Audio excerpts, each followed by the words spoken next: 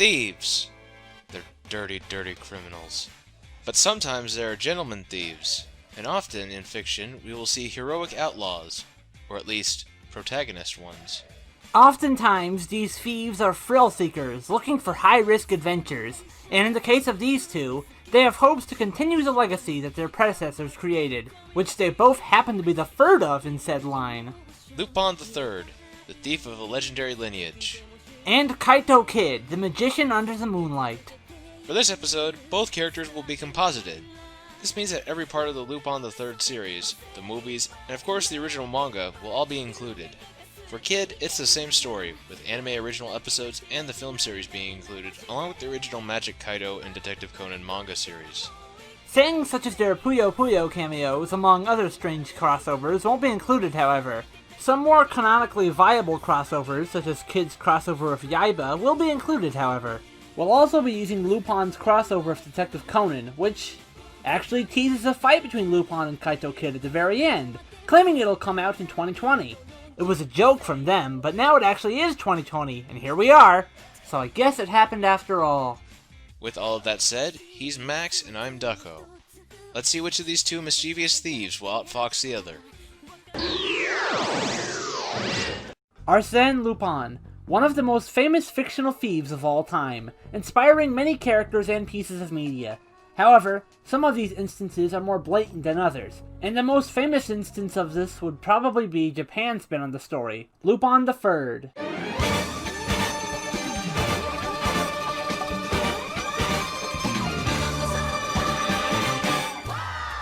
Not much is known about Lupin III's past, as they've gone out of their way to not explain much about him.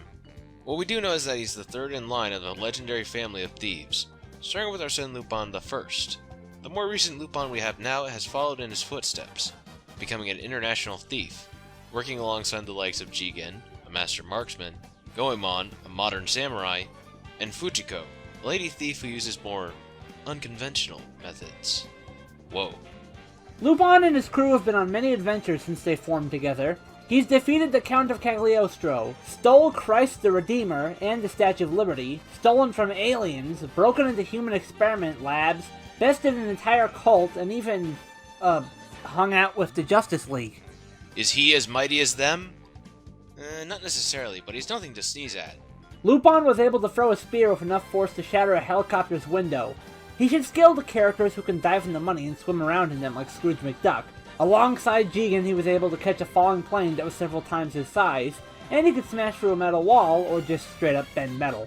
Lupin was even able to move a large golden statue. This statue was even bigger than him, and considering how he moved it, he'd have the strength to lift roughly 3 tons. But looking at him, you might expect something like speed to be his specialty over strength, and indeed so, he is pretty fast, able to outrun a roller coaster, and keep up with his teammates like Jigen and Goemon, who both can create after images while moving around. He also scales in speed to Inspector Zenigata, who can dodge bullets from trained gunners, which Lupin himself also frequently dodges, and even blocks bullets and briefly outran a fireball, which resulted in traveling speeds above Mach 4. But most impressively, he further scales in this respect to Goemon by dodging his sword slices. Keep in mind that Goemon can chop fired bullets point blank, and even lightning bolts. Lupin can take more than just treasures, he can take a lot of damage. Lupin survived being in close proximity to a landmine explosion, was able to shake off having a chunk of wood sent through his arm, he took a grenade to the face, survived a car blowing up, and he can endure both weather extremes, being frozen solid and being completely engulfed in flames. But most of all, Lupin and his gang survive a lot of large explosions, small houses, mansions, cruise ships, but the most noteworthy feats are done by Marcel and Fujiko respectively, who Lupin should scale to. Marcel survived a mansion explosion, which resulted in 0.999 tons of TNT, and Fujiko survived an explosion worth 0.3288 tons of TNT, making both of them, and by extension Lupin, building level. Now Lupin fans might notice that we've neglected to mention the Verse's character with the strongest feats, Goemon.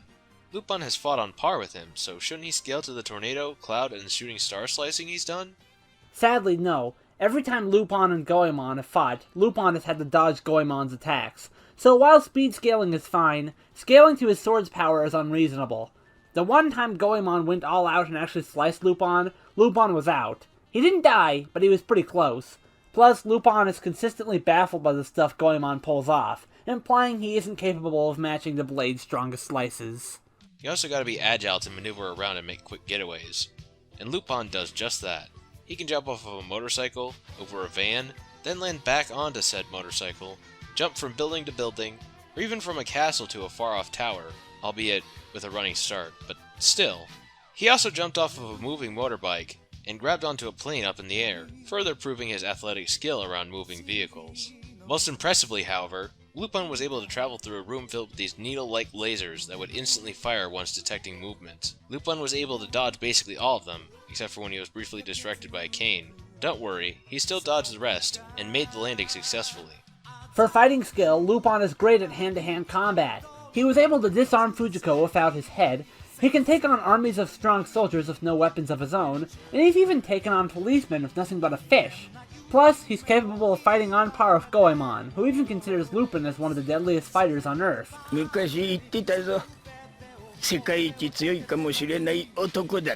Though he did lose to Goemon once he brought out his sword. Speaking of swords, Lupin is a very talented swordsman too. While nowhere near Goemon's level, Lupin was still able to duel with Count Cagliostro in a sword battle evenly, even when being flung around by gears and the like. Lupin's managed to even cut doors in half with swords before. Lupin has one curious skill. He can literally turn his brain off and become really stupid if he has to. Don't worry, if he eats fish, he'll become smarter again. How this would be useful in this fight is beyond me. More importantly, probably, are his disguise abilities, and vocal mimicry, which is perfect, even if he's only heard the person once. He's also skilled in magic. He can shoot flames out of his finger and stand on thin air, although these are cases of trickery as opposed to actual magic. The finger flames are a concealed flamethrower, and the walking on thin air is a clever usage of glass panes. Lupin is also very proficient with vehicles, showing enough skill to pull off nearly impossible tricks with his car, and has gotten the hang of new vehicle types in mere seconds. He's escaped from police forces, skilled snipers, and even Conan Edogawa, who was chasing him on a skateboard. Lupin is also ridiculously proficient with guns, able to hit extremely small and faraway targets. He can disarm people while mid-air and has shot people without even looking. He also has enhanced hearing and smelling, able to hear a ticking that no one else could, and somehow smells Anagata. I guess that guy gives off a strong odor. Not too surprising looking at that apartment of his. In terms of brains, Lupin is a genius. That much has been made clear over the course of the series. Consistently manipulating situations to go his way, he managed to escape a prison that claimed to be the most escape-proof prison in all of Brazil, and Execution Island, a place that no one had ever escaped from. Lupin was even able to figure out the magician Pichel's magic tricks after escaping him, and was able to recreate them himself to get one over on the guy. Resulting in his great return, where he was the villain of the absolute worst Lupin movie. What a great way to celebrate the series' 30th anniversary. Lupin is a master of technology. He was able to make a better version of someone's gadget without even seeing it. He outsmarted Mai, who created functioning robots to steal for her and quote-unquote Lupin. He opened a safe that could only be opened if your intelligence level was 0 by eating fish to the point of becoming too smart for the machine to handle.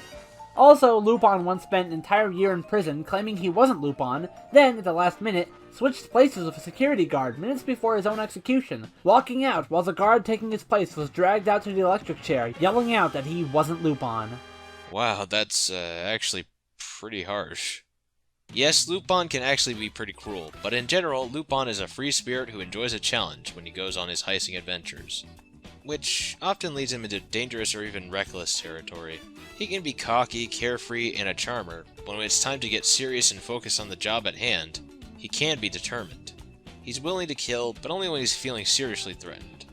The way Lupin works might come across as sloppy to onlookers, but Lupin carefully plans things out, albeit usually around having fun while pulling off a heist. I believe that the secret to enjoying life comes from doing as many foolish things as possible. Lupin is also a bit of a horn dog. He really likes women, often helping them out just based on them being women, trusting one that's consistently backstabbed him, and almost always gets the women he ventures with to fall in love with him, intentionally or not.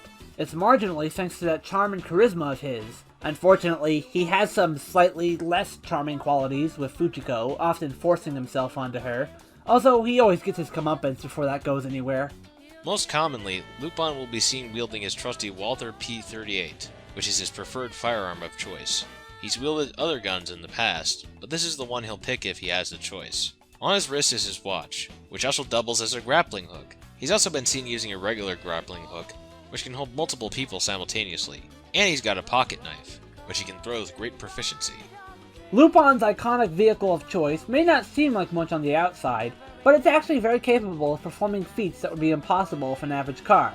It's driven through gunshots and grenade explosions, and somehow, every time it gets destroyed, it'll return in working condition. It can leap from building to building, drive up walls, has a button which can send a person in the passenger seat out of the passenger side door, and possibly even fly into space, and comes equipped with parachutes for when it comes falling back down. It also has robot hands for equipping cameras on the satellite so it can spy on people from space. Okay, probably not really. It's just in the intro to Part 5. But at least this car inspired a little character in the Pixar film Cars, so it's definitely iconic. But Lupin's specialty is explosives. Flashbangs, as well as sunglasses to protect his eyes from them, fireworks, bombs, and even from afar, he can detonate explosives that were strong enough to destroy this blimp, which would clock in at around building level plus. Lupin also has a pair of high-tech glasses, which come equipped with telescopic lenses, a monocle that works similarly, and even allows him to hack into security systems. He has sleeping spray, many balloons that he can use to fly, one of which was strong enough to lift up the Statue of Liberty, an extending baton that he can summon from his sleeve, a taser that looks like a box of cigarettes, nose plugs to stop himself from breathing in gases, an explosive dummy of himself, a robotic version of himself, which can trick his foes, similar to the dummy version of himself, except this one does nothing. He has Shocky Shock stickers, which can electrocute anyone who they're placed on, and most of all, he has this hypnotizing watch, which Lupin can use to make people think they're someone else. He even fooled someone into thinking they were Lupin himself with this method. Speaking of which, in order for that trick to work, he used one of his many Lupin masks. On some occasions, he's placed them on everyone he sees to confuse the police. Not even dogs are safe. But speaking of not being safe, Lupin actually has quite a few flaws despite his brilliance. He can get easily distracted by women, and will do a lot if a pretty girl tells him to. Same here. He can also be scatterbrained and sloppy if things don't go according to plan, or if he doesn't have Jigen and Goemon around to help him. Lupin often takes pretty huge risks, which tend to get him in more trouble than it's worth, which is why he's actually been arrested a shocking amount of times. His disguises, while often impressive, aren't flawless, and he also isn't perfect when it comes to mimicking a person's mannerisms exactly. In fact, he even disguised as Kaito Kid once and used a gun, which immediately clued people into the fact that he wasn't Kaito. In spite of his shortcomings, Lupin's lasted through many generations and is still as proficient as ever.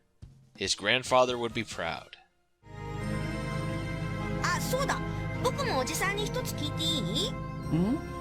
僕、まだおじさんの名前聞いてないんだけど。あ、そうだったっけ？俺の名はルパン三世。 In a world filled to the brim with many intelligent criminal masterminds, few are as renowned as Kaito Kid.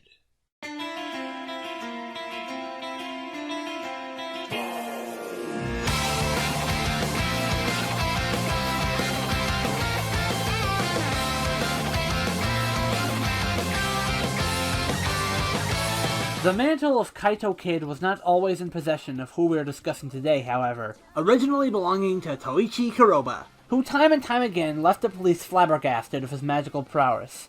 However, one day, when performing a trick, he ultimately got himself killed. After this, his assistant Kanasuki Ji took up the mantle. Toichi's son, Kaito Kuroba, was not aware of his father's history, rather assuming him to be an average magician. Thanks to his father, though, he'd already learned many tricks. He showed off these tricks in school, and became pretty popular because of it. One day, however, everything changed. Kid stumbled across his father's secret room, where his many gadgets and his costume were located. It didn't take long for him to piece things together. Soon after, he headed to a place where Kanatsuki was currently performing a heist and found out the truth. That his father's death was no accident. It was murder. From that day on, Kaito took on the mantle of Kaito Kid and swore to locate the jewel that his father's killers were seeking. A gem known as Pandora. When held under the moonlight during the passing of the Valley Comet, the gem will cry.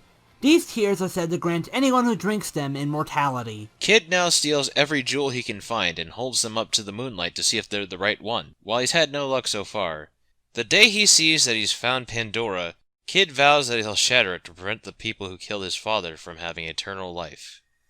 Kid hasn't gotten through these adventures unscathed, however, which is why it's lucky he's actually much stronger than he looks. Kid has kicked through windows, smashed through metal doors hard enough to send them flying, held onto a speeding roller coaster, and even took on a robot version of himself that was capable of heavily damaging a skyscraper. Even out of the guise of Kaito Kid, when he is unable to use his signature card gun, he is able to throw his cards with enough force to embed them into a stage or pierce through a chalkboard. He did that across a classroom as well. Kid was also able to take on Yaiba. Yaiba is a character from a different work from Gosho Aoyama, but thanks to multiple instances of Magic Kaito, Yaiba, and Detective Conan characters meeting, even outside of this chapter of the manga, there's no reason to doubt this being canon. It's from the original manga, and an antagonist of Yaiba has reminisced of Yaiba in the Detective Conan manga. None of Yaiba's orbs were inserted, so this was a base form Yaiba. Considering who was residing at his residence in this chapter, we can gauge the whereabouts this takes place. So, with that said, base Yaiba at this point in the manga was able to survive slashes that were strong enough to smash through schools, survive being slammed through a building by a truck, and even sliced a building apart. Kid fought on par with Yaiba himself, and the two were unable to overpower the other. Kid has incredible reflexes, being able to hit a missile out of the air by shooting one of his cards, as well as dodging Conan's soccer ball, which was able to hit a satellite piece that was rocketing towards the Earth with enough speed to break through the Earth's atmosphere. Just grazing a skyscraper, it took a small chunk out of it, so this small piece must have been traveling at an insane speed, likely similar to the speeds it was going when entering the Earth's atmosphere. Kid shot one of the very same balls out of the air as it was flying towards him. He's dodged throwing knives, an entourage of bullets being fired from a robot, and Kid even stole a sword right from Yaiba's head without him noticing, neither of which being able to hit the other. Yaiba, at the point in the manga Kid could scale to, was fast enough to run circles around Hirozaemon, who on more than one occasion dodged attacks from the lightning god's sword, which, surprisingly, shoots lightning. This would make base Yaiba, and by extension, Kid, massively hypersonic. Kid's been smacked around a bit, but he manages to get out of it mostly unscathed. He collided with several poles while holding onto a speeding roller coaster, and taked a kick from an angry Sera, who fought on par with Ron. If you need to know why that's impressive, consider that Ron has generated explosions by kicking people, and is consistently wall level. Ron scares Conan with her fighting prowess, who, mind you, has survived massive explosions as well. Conan himself used his high-tech wristwatch to ignite a gas tank explosion, and Kid got out of it unharmed, just in different clothes. Kid should be comparable to Kogoro, who survived electrocution potent enough to make someone's skeleton visible. He's been smashed through a roof, he's been hit out of the sky with fireworks, and even survived being sniped through his monocle. Most impressively, Kid took hits from Makoto, and was still able to escape a high-security mansion afterwards. Makoto has many superhuman feats, and considering his status, it's not unreasonable to say he'd be comparable to characters like Akai or Amuro, and Amuro survives an explosion that left the edge of the ocean in ruins. A massive building which the destruction of would at least result in building-level results. Kid is also an incredible acrobat, doing backflips while skiing and holding onto someone with his arms at the same time, swinging through windows with grappling hooks, jumping superhumanly high, and off of skyscrapers with seemingly no issue, as well as successfully landing onto a moving train. Kid also has some skills he's picked up. Despite barely being old enough to do so, Kid is often shown that he's skilled at driving. He has impressive stamina, able to pull off massive scale heists that require non-stop work for hours on end, and he shows no signs of tiring out. Kid is very adept with a sword, able to fight on par with Yaiba, who is one of the most skilled swordsmen in the world. Kid can also tend to his wounds mid-battle, easily recovering if someone manages to shoot him. He also is aware of, and can sell his own manga. Wowee! Perhaps this is just a small part of his larger skill set of magic. Now, Kid isn't Doctor Strange or something. He's more like David Copperfield, in that his magic is usually centered around trickery and tech use, in order to aid in his heists. However, some of the magic seems impossible for real life, and could be called techno-magic, which isn't what we've said so far, but there are multiple tricks he's pulled off with this skill set. Kid can somehow teleport, being able to disappear in broad daylight, even in front of massive groups. He can use special effects to make a building look like this. He can turn a candle into flowers, create room-shaking whirlwinds, stick to walls like Spider-Man, make it look like he's walking on air, turn a card into blue fire, and perform the magic kiss.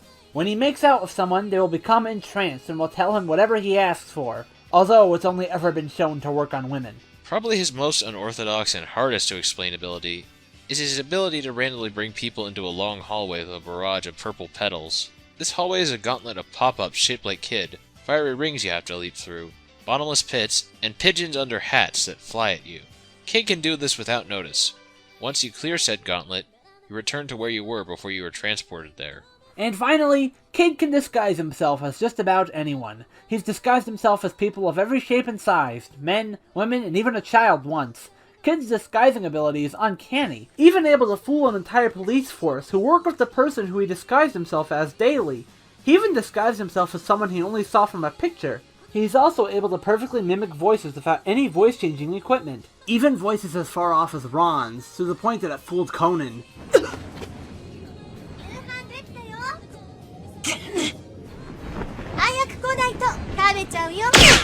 Besides some of his disguise abilities, Kid also shows off the ability to match wits with and overcome incredibly complex security systems, as well as the expert detective Conan Edogawa. He's pulled off great heists against incredible odds, as well as figuring out Conan's secret identity, which is known by very few. He's able to perform magic tricks that make many believe that he has supernatural abilities, and many times it's hard to even tell exactly how he did the trick, even as viewers who know it's all mind games and technology. All of this is thanks to his IQ of 400, which is higher than any real IQ ever recorded. Kid is also an inventor, creating many of his gadgets. He's even outsmarted a robotic clone of himself, and even once outsmarted Lupin III. Kid is fun-loving and mischievous, also very charismatic. Able to garner a massive fanbase in-universe. Kid, unlike most thieves, cares little for riches. Rather, he enjoys the journey getting there, hence why he usually returns the jewels he steals. He's one to make a scene and announce his presence to make it even more fun for himself. Also, despite seemingly respecting Conan, Kid doesn't think very highly of detectives in general, saying that, 知ってるか怪盗は鮮やかに獲物を盗み出す創造的な芸術家だが探偵はその後を見て難癖つけるただの批評家に過ぎねえんだぜ Also, like his opponent, Kid's a little perverted, although to a lesser extent than Lupin, that's for sure. Kid's signature weapon, as we've mentioned before, is his gun that shoots playing cards. These are not your ordinary cards, as they can pierce through walls. If something that light were to do that, it'd have to travel at 940 miles per hour.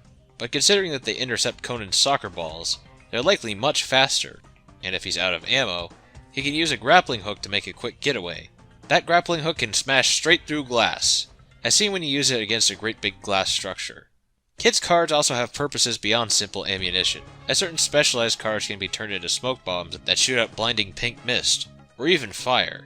Kid also has his hang glider cape, which he dons on basically every mission. When not in use, it acts as a cape, and it's fast enough to travel from the cloud line of Singapore to ground level in seconds. Singapore's cloud line is generally around 8 to 12 kilometers high. In order for Kid to make that journey in 8 seconds, he could be going anywhere from Mach 2.9 to Mach 4.3.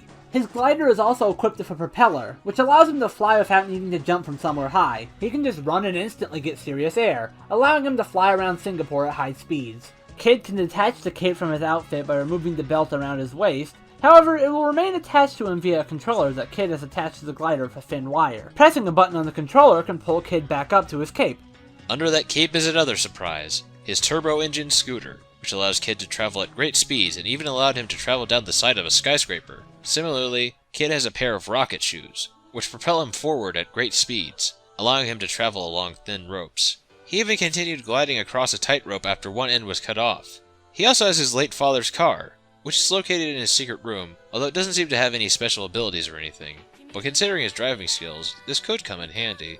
With his portable computer, Kid can view the layouts of buildings and their traps. His flashbangs can blind his foes, his sunglasses can protect him from said flashbang, and his smoke bombs can blind a crowd. Kid also has some explosives by his side, often strategically placed when he's pulling off a heist. With them, he timbered a Christmas tree that was strong enough to crush a building. In addition to his various other explosives, Kid has fireworks, but he set these off as a gift to his friend Aoko, but I suppose he could get more and use them lethally.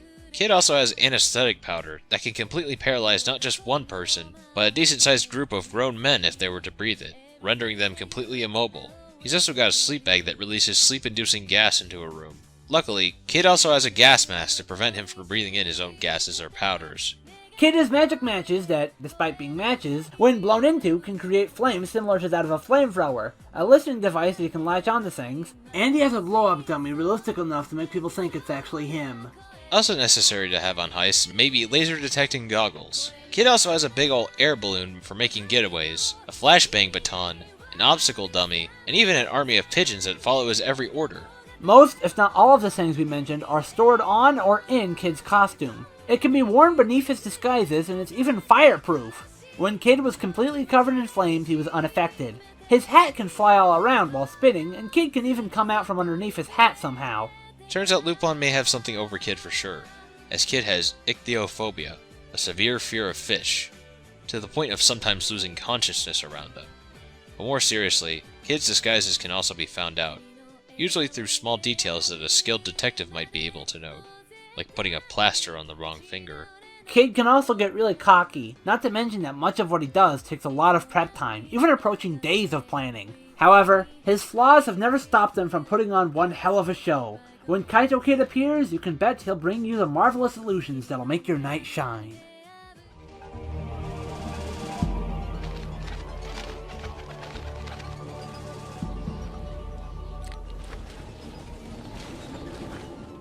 Ladies and gentlemen!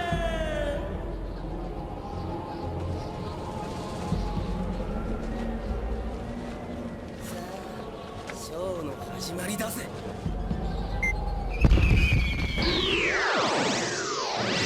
Between these two anime thieves, who will prove themselves a truly legendary gentleman scoundrel? In a battle, who can steal each other's lives? There's only one way to find out.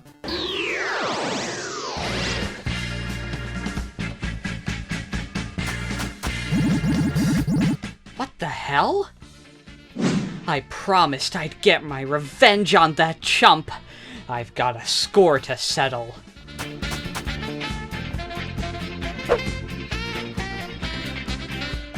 Hey, Buster!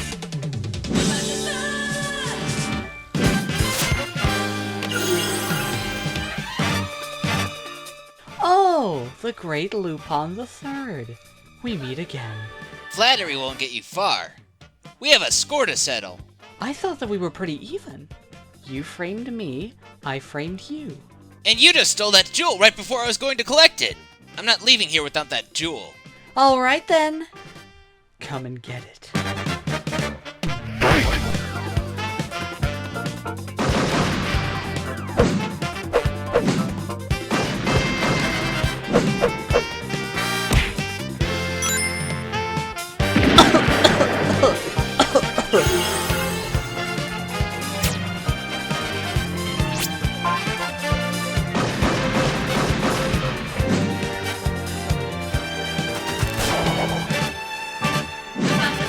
I'm sick of this flying shtick already. Let me introduce you to where a true thief stays. The ground.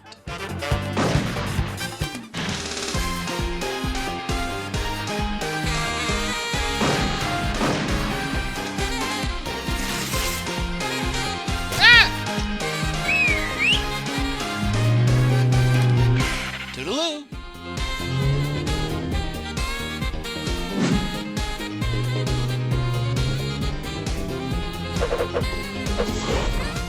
Haha! I'm not so easy to hit. Is that the best you got? Guess not. Persistent, aren't ya? Wait, does your car have autopilot? No. Why? Who's driving?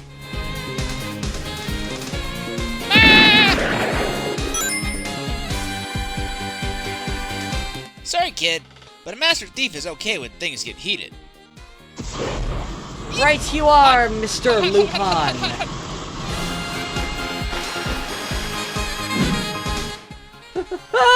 Fish!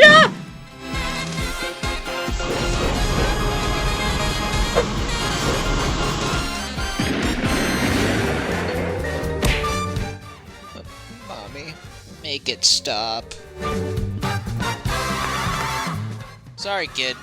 Fun's over. Really?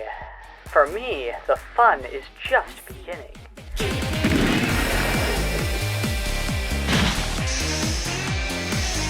But I don't want to go to school today.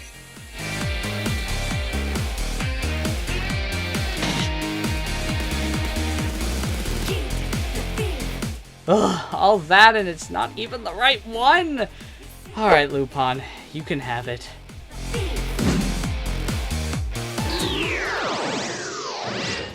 This was ridiculously close, and no, we're not joking this time.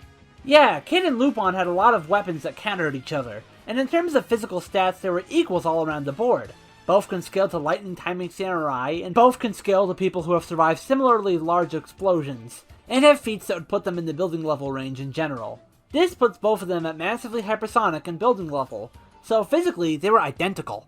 Other skills the two thieves match in are disguising, sword fighting, equipment with multiple knockout or sleeping gas weapons, transports, grappling hooks, flashbang grenades and sunglasses, exploding dummies, flamethrowers, explosives, etc. But there is one part where Kid has a slight edge.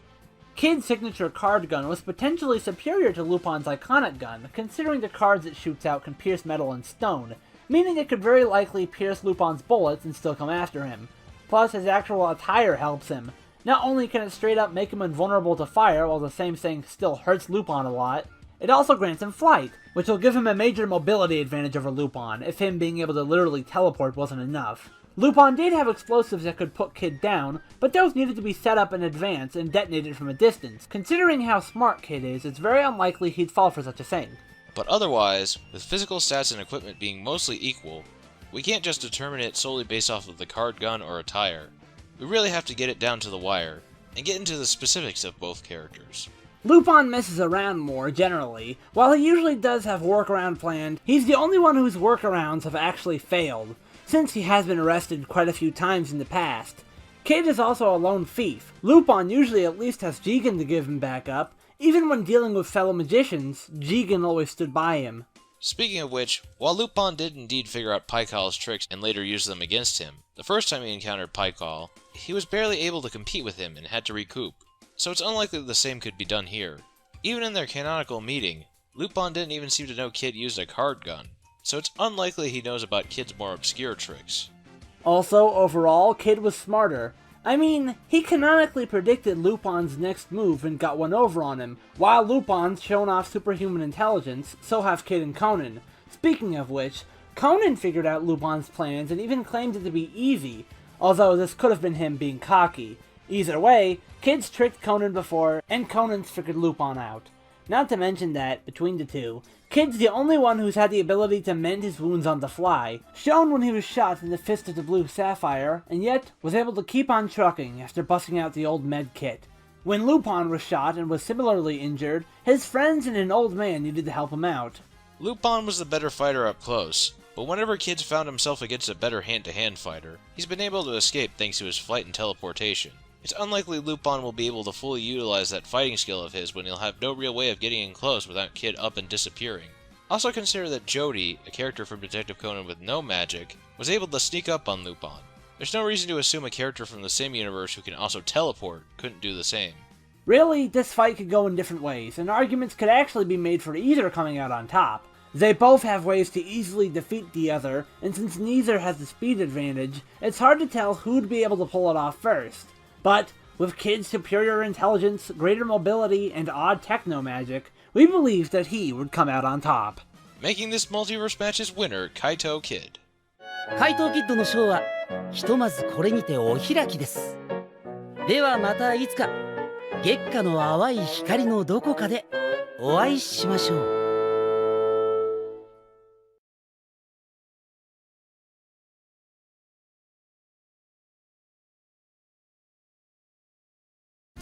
River made of fire through a street that's paved in bones. I got a dozen zombie skeletons to walk me to my throne. In the land of the dead, head for any grand. I'm the overlord of the underworld, 'cause I hold horror's hand. In the land of the dead, I'm dark side royalty. I'm far renowned in the underground, and you can't take that away. Take that from me.